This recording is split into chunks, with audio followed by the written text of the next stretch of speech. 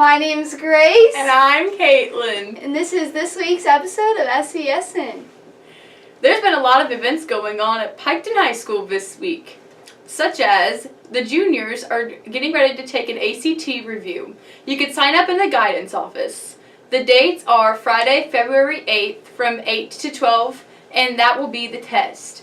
Also, on Friday, February 15th, it'll be 12:30 to 2, and that will be the review of the test. This will be the last review before the final test on February 20th. Caitlin. Yes? I got some special news for you today.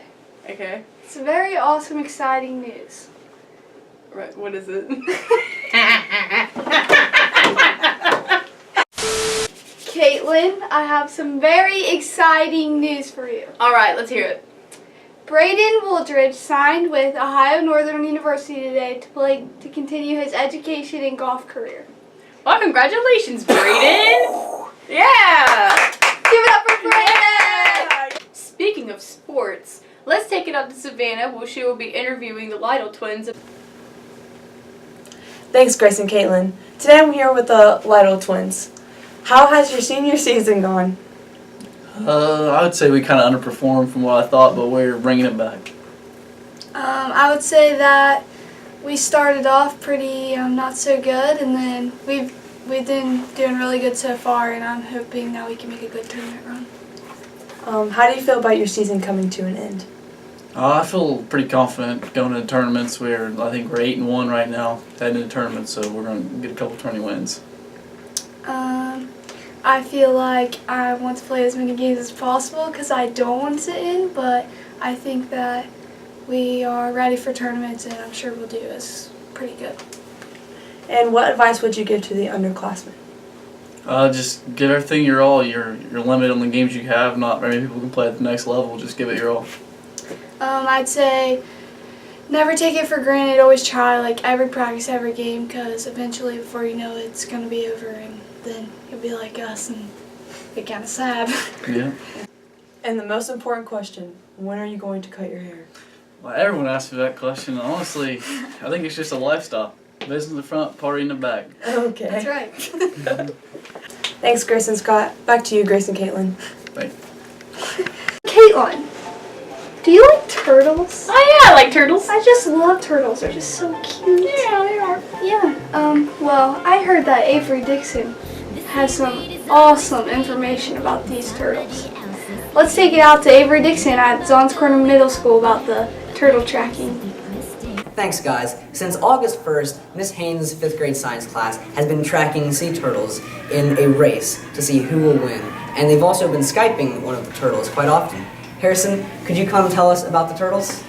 Well, so far we have adopted 4 sea turtles, which they all came from a hospital, but only one has been permanently stuck there, per se. One is a leatherback. The only male in the race is Coco. We have a green sea turtle, Little Money. Comes from Little Money Key, of course. Name's a genius. And we have Stella, leatherback. But the last turtle, well, I'll tell you, if I had an amputation degree, I'd say I would not want to be that guy's. This turtle has been through a series of attacks, and he got a tumor in his eye, arm, flipper, whatever, amputated, and his whole entire arm eaten by a shark, and his name's Montel, and he's staying at the turtle hospital. And we've adopted that turtle, which we had a voting system. Alright, thank you, Harrison. Chloe, could you come tell us more about the hospital that the turtle is staying in? Okay, so Montel, he is a very good turtle. He has a lot of other buddies there. A lot, I mean. There is also 4 other permanent residents that we know of. There is Boba, Rebel, April, and I don't remember the last one. I think there was only 4, I don't remember, but as you can tell, some of you might notice me, I went to the Turtle Hospital on my Christmas break, and I was able to see Miss Haynes.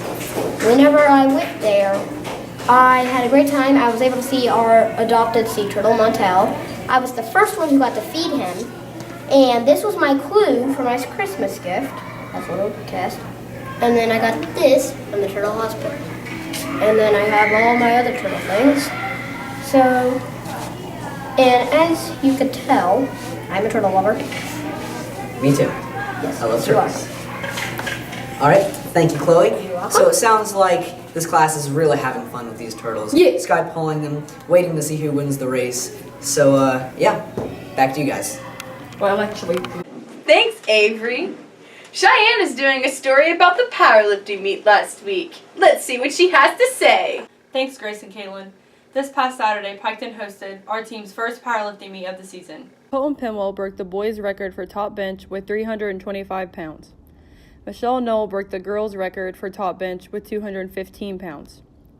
The following students came in third place: Chance Skaggs, Julia Rockwell, and Haley Daniels.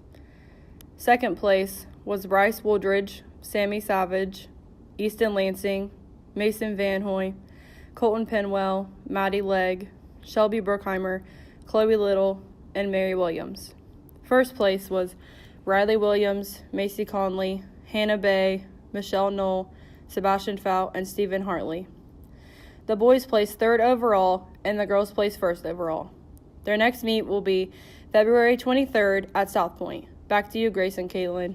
Thank you, Savannah, for that awesome interview. Make sure you guys catch the girls basketball team February 7th at Westfall and the boys basketball team February 8th at Zane Trace.